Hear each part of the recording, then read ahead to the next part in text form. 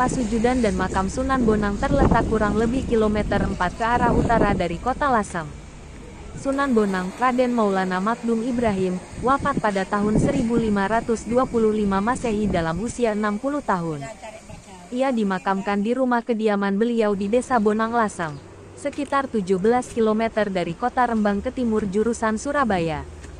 Bangunan makam Sunan Bonang yang di kalangan penduduk setempat disebut Ndalemi, dibangun oleh seorang saudagar dari Juwana. Sementara itu, pendapat lain mengatakan bahwa makam Sunan Bonang itu merupakan bekas rumah Kadipaten Bonang Binangun peninggalan Nyi Ageng Maloka, kakak Sunan Bonang yang pernah memerintah Kadipaten Binangun. Setelah suaminya Pangeran Wiranagoro wafat pada tahun 1479, pada tahun 1480 Masehi Kadipaten Binangun dipindah Nyai Ageng Maloka ke kota Lasem.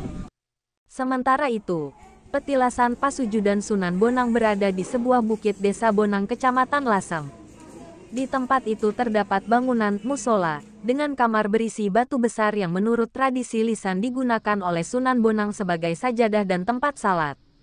Batu itulah yang dikenal dengan Pasujudan Sunan Bonang, tempat sujud kepada Allah. Di batu itu diyakini oleh masyarakat setempat terdapat bekas anggota badan Sunan Bonang.